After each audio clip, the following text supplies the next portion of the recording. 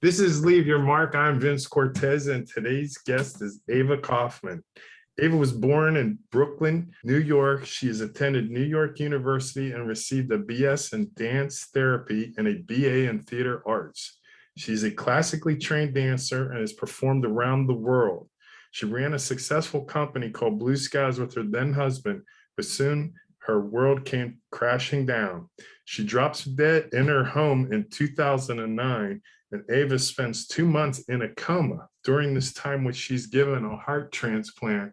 And I can't imagine it being any more dramatic than that, Ava, because that's like from the mountaintop all the way down. So thank you for being our guest here today. So I'm excited to share your story with our guest. Well, thank you so much for having me. And it can be more dramatic than that because I was in the middle of a divorce and I have a daughter who then was 11. So it was a lot. Hi there and welcome. Now it's time for America's favorite podcast, Leave Your Mark, with your host, Vince Cortese. If it's fly, loose fitted, it's Cortez. If freezing, chubbers in it, it's Cortez. Leave Your Mark is about inspiring the world, one guest at a time. Pass the word from Brooklyn to Pittsburgh, from urban to suburb, it's Cortez, you heard? And here is our host, Vince Cortese. So let's go back here to the beginning. You had humble beginnings. I said Bronx, New York is where you were from, right? Not right. I was born in the Bronx and raised in Westchester. Okay. Now your parents, Shirley, and your dad, Jack, were both very ambitious people. Your mother was a homemaker and then a school teacher? Yes.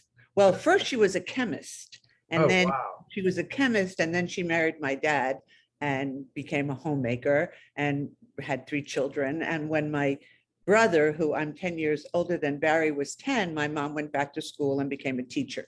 And she did that until she retired. She loved teaching. And your dad was in the hardware industry? He was in the hardware business. He had a series of hardware stores, yes, called Babbin's Hardware. And you had a brother, Barry? I have a brother, Barry, and a sister, Mona, who passed away a few years ago. Okay, and now you sound like a middle-class family in a traditional area. And what was life like growing up with the brother and sister, your mom and dad? We were a very loving family, very family oriented, you know, with uncles and aunts and cousins. And we, you know, spent all the holidays together. And, you know, I had one of my grandmother, my father's parents, had a farm up in Stamfordville, New York, and we would go up there and I would spend summers there. And it was beautiful, apple orchards and, you know, cows and pigs. They had a pig farm really for a while. Okay. And my grandmother had beautiful gardens and that was lovely. It was, you know, very, very family oriented, lots of love and support. A lot of heartwarming stuff. Yeah. Now, you told me that at a very young age, 10 years old, what is that, the 3rd or 4th grade, I guess, you took a huge interest in dancing. So share with me when this all struck. I started dancing when I was 3 and continued on even now at 72. I love to dance, and it was my mother brought my sister and I into it because I think it's something that she had always wanted to do, not realizing that, you know, I would become addicted and it would become my passion and, you know, take me on a different path than the way I was being brought up. So now at 10 years old, so you go all through high school and then you wind up at New York University and you're a dance major. Right. From the time I was 10 until I was about 16, I would go into Manhattan every day after school. And I studied at the Metropolitan Opera House with Margaret Krask and Anthony Tudor. So I'm classically trained, but when I didn't have great feet, so ballet wasn't really what my destiny was. And so I got into jazz and contemporary and, you know, had a pretty nice career. Upon graduating from New York University, then you go on tour right away, because you share with me you're in Gloria Gaynor's tour, you were in West Side Tours. Donna Summers, Right. or some of the people that you. Yeah, you can even perform- go to Gloria Gaynor, Helsinki, 1976. And I'm in two of the numbers there because when I was a dancer way back then, we didn't have videos or MTV or any of that stuff. So somehow someone recorded that and it's on YouTube. Oh, that's very cool. That's very cool. I'm sure you appreciate that. Get Yeah. to see all the old moves. Yep. Now, you also were a businesswoman and you were working with Capezio Dancewear. Share with me what happened there. Well, when I graduated from NYU, I had to make a living. So I got a job at Capezio as a sales girl, and I ended up managing the store, and I changed the dancewear industry. I created stirrup tights and stirrup leg warmers, and I found this new fabric called Milliskin, which kind of changed the entire dancewear industry. But I wanted to dance, so I was auditioning. I got a job with Gloria, and I quit my job and went on tour. So now you're on tour for how long? So you go basically a career. Yeah, no, yes, definitely a career. With Gloria, I worked with Gloria for 2.5 years, maybe. It was a long time ago. I mean, Donna Summer is legendary. I brought her up when you said it last time. I mean, she was like the modern day Beyonce back in the day. You were working with the best of the best. Yes, I was. And I took class in New York always. And I worked with Fred Benjamin's dance company and Ron Farella and a lot of people. And then I followed a guy to LA. We broke up and I met my then husband, Michael, and he had this small delivery company and we turned into a multi-million-dollar business, which we sold later on. And then I died. Now, this is kind of like, so you're at the age of 58 when this happens, or how old would? I was 58 when it started with the rash. So and then you said, no, I can't pronounce that word, was synormia autoimmune disease. Did I say that correctly? I had a rare autoimmune disease called dermatomyositis. Okay. And it shows itself as a rash. So it started with a rash and I went to the dermatologist and I was told that I had psoriasis. And for 3 months, I kept going back and forth and I had this very pronounced rash on my thins and my eyelids and my back, very, very itchy. My nail beds turned black and she just kept telling me I had psoriasis.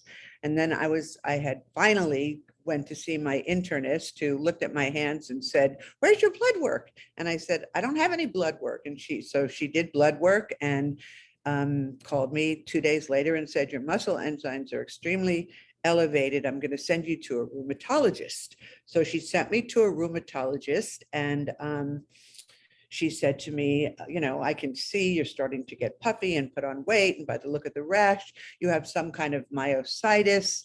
So let's do a muscle biopsy." And I was on my way to get a muscle biopsy when I fell unconscious, was rushed to the hospital and put on life support. And the only thing that would save me would be a heart transplant because the disease destroys muscles and your heart is a muscle, and it advanced very quickly over a period of 3 months where I went from taking dance class every day to needing a walker. I share a similar story of watching my body decline and not know what it was. So could you share with me, as you were going through and being a dancer, you're used to being very comfortable with your physicality, your strength, your athleticism, your movement. What goes through your mind when you don't know exactly what's wrong with you, but you're not the same person you were before? Well, I knew there was something wrong. Obviously, it never occurred to me that I was dying, except the week before I was rushed to the hospital. I just knew that there was something going on, and it's really hard to explain it because I still had a child and my husband had been away and come back, and we had decided that we were going to have a friendly divorce. It didn't turn out that way because I died and my family got involved. But and I had started to put on some weight and I was very weak. So I would say that there was probably a short period of time in there where I thought the possibility that I might be dying, but I didn't really have enough time to deal with anything because it happened so quick. Like I was going to get this muscle biopsy and I figured, okay, this will tell them what's wrong with me. But I never got to get the muscle biopsy because I just dropped dead in my house. Connect with us on LinkedIn. Be our friend on Facebook. Follow us on Twitter and Instagram. Whether jumping out the MP or jumping on the app. You are listening to Vince Cortese. We just want you to leave your mark. So your mind was pretty much going all over the place. So how would you measure your stress level at that point with not really being able to think about yourself at that point? Well, my stress level was very, very high when this whole thing first started. So, I have my own theory about stress causing illness. I was, like I said, in the middle of a divorce, and my husband and I had a warehouse that we had sold, and my uncle had helped us set it up, and he took the money. So we were just almost broke, and my uncle stole $1.4 million from us. Oh, my. And so I was trying to get my family to get behind me. My brother knew that the money was mine. We had paid the building off. And anyway, it was a horrible, horrible, horrible, horrible situation. So the And stress so was as high as it could possibly the get. stress was as high as it could get because, like I said, we had sold our business. I was starting another business, a teen obesity thing. And I just felt like I was losing control of It was everything. caving in. Yeah, So everything giving in. now And run again, I through had me it- here. Now the part of the story here is, so you die in the doorway, and the next time you have consciousness again, you're told you have somebody else, you had a heart transplant. Correct. So, how do you process that? Well, you don't really process it because I was woken up after the transplant and after the surgery and told that I received a new heart. And then I was put into an induced coma for 2 months. So I didn't really process very wow. much. So no, you went unconscious right So- back away. Now, how long were you induced in the coma for? How I did was in the coma for 2 months. And as I was coming out of it, I realized that I couldn't move or speak. And there was a light in front of me. It was very bright and lots of colors. And I just wanted to go towards the light. I realized I was aware of my situation. I knew that I couldn't move and then I couldn't speak. I mean, I couldn't even move a little finger. I couldn't move anything. I Wow. couldn't move my head, nothing. So I just wanted to die. And Were you so in pain, and even though you couldn't move? I don't remember being I in don't pain. remember. I was so drugged, but I was clear enough in my mind to know that I wanted to leave. And I thank God for my incredible life. And I was ready to just let go and follow the light. And then I smelled my daughter Jade's dirty hair. She was 11 and she rode horses, and her hair smelled like the barn where she rode horses. And we would fight all the time about her riding her hair. I mean, I had a really big life, and then everything caved in because of my uncle and him not giving my husband and I what was rightfully ours. It's amazing that you came back to you knew you were conscious again, really, when you smelled your daughter's hair. That's a really instinctive kind of. And I knew then at that moment that I couldn't leave her, that if I left her, it would be the end of her. And so, she didn't have a great relationship with my husband. I knew that he couldn't raise her. My sister and brother lived on the East Coast, and I was a very different kind of parent than they are, though they're wonderful parents. We're just different. So Jade was used to a different kind of upbringing, and there was no way that I could leave her. So I made a deal with God that if he let me come back to being Jade's mother again, I would spend the rest of my life giving back. Now, you've done that, because we're a number of years later, and I want to talk about some of the things that you're currently doing with this experience. You basically have a whole new lease on life. So share with me about Ava's heart. and how you're shedding light on the donor community. The thing is, after I left the hospital in 4 months in a wheelchair, my money embezzled by business partners and newly divorced and almost broke, but I had my life and my child and the promise I made to God. So I started volunteering at my transplant center, and it was there that I learned of some of the inequities that are in the world of transplant. For example, if you can't afford post-transplant housing for 3 months at least near your transplant center, you can't get put on the transplant list. So let's say you live in Bakersfield and you need to come down to LA for a transplant. You have to be able to afford to stay here. And UCLA and Cedars are two of the best transplant centers in the world.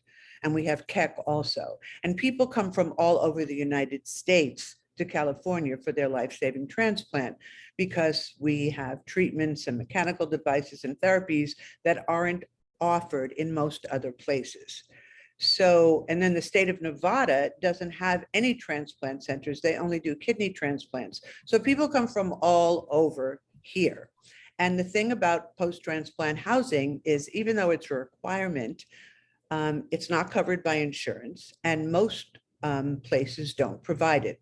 There are some places that do have, setups for that, kind of like a Ronald McDonald House for transplant. But in LA, where we do more transplants than any other centers in the world, we don't have any. And so it was, there that I met families who got turned away because they couldn't afford it. I met patients whose family members were sleeping in their cars in the hospital parking garages for months because they couldn't afford temporary housing in Los Angeles.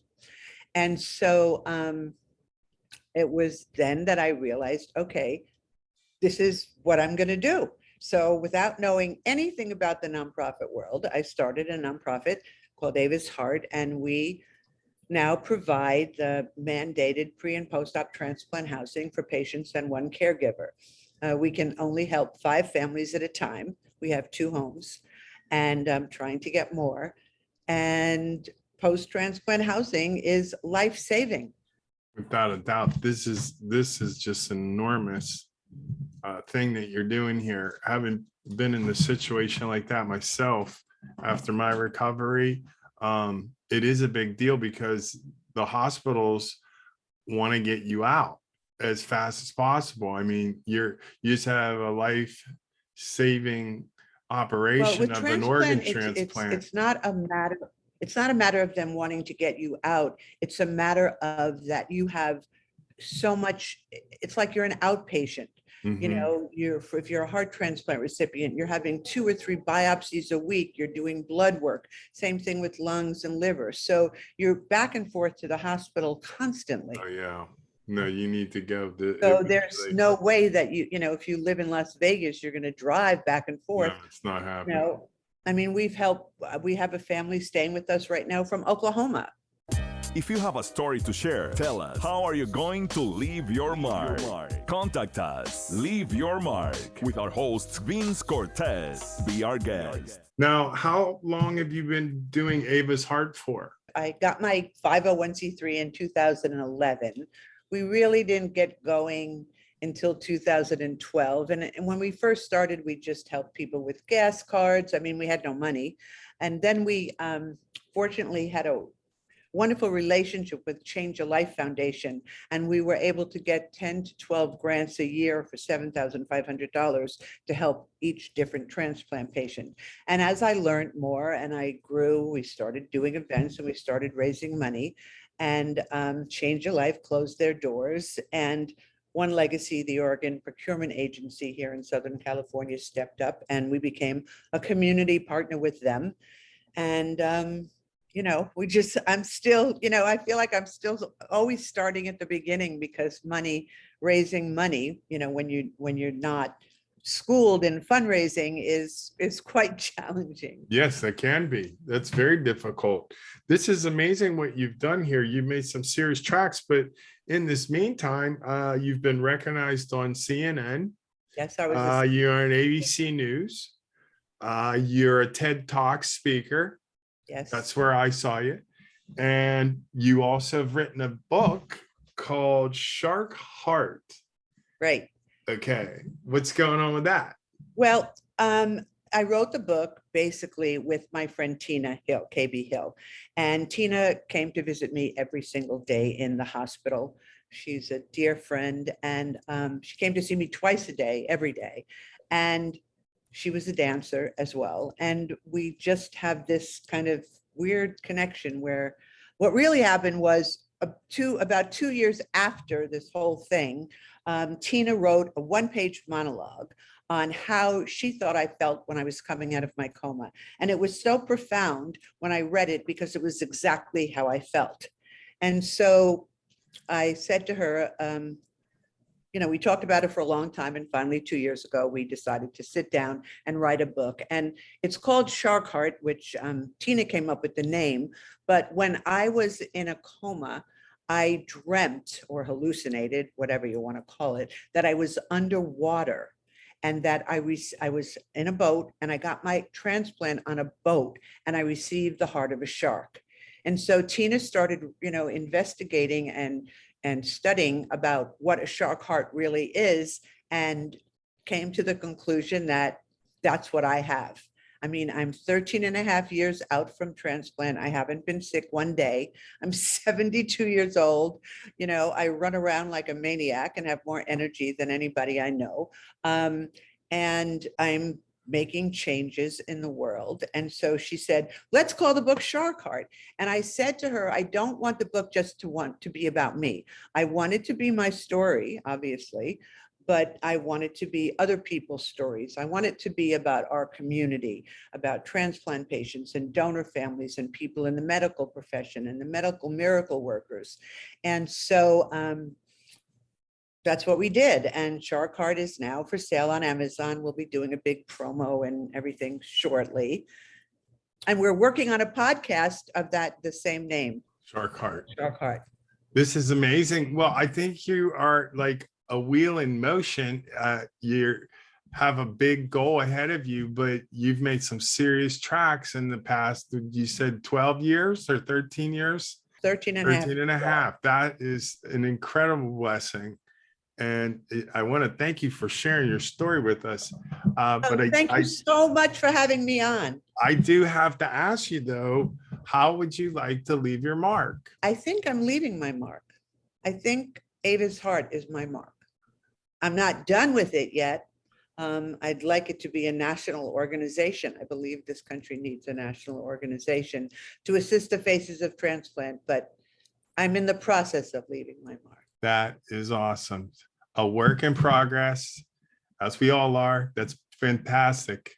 This was great. I really appreciate you coming by. I do want to share with the audience, though, the foreword in your book, because I really thought that it was appropriate. It says, for my donor, though you have chosen to remain nameless, to me, your name is strength. Thank you for my life. Together we live on.